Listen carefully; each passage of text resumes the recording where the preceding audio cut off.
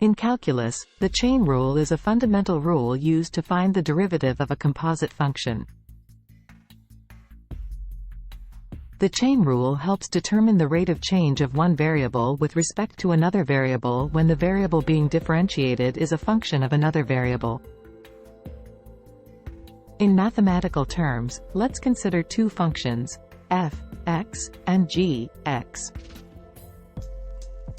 The composite function is defined as h x equals f of g x.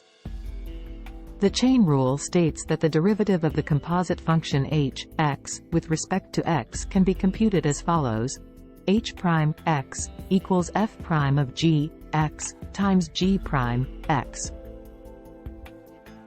For example, let's consider two distinct functions, f x equals x cubed and g x equals 2x plus 1. We want to find the derivative of the composite function h x equals f of g x. First, we find the derivative of the function f x.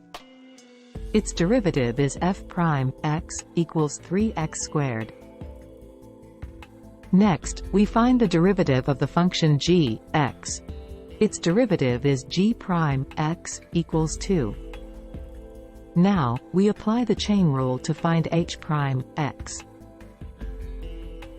Substituting g x into f prime x, we have 3 times 2x plus 1 squared times 2. Therefore, it becomes 6 times 2x plus 1 squared. Another approach is as follows. Let's apply it to the previous example, f u equals u cubed, where u equals 2x plus 1. To find df dx, we use the chain rule. It becomes df du times du dx.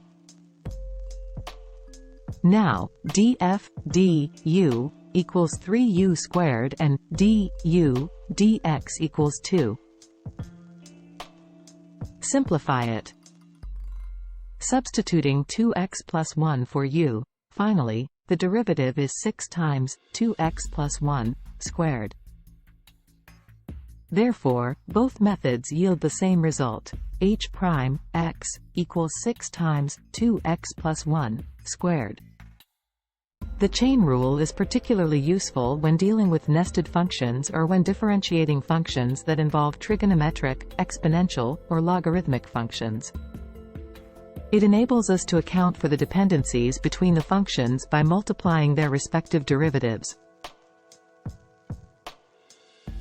By applying the chain rule, we can find the derivatives of complex functions by breaking them down into simpler functions and applying the rule iteratively when needed.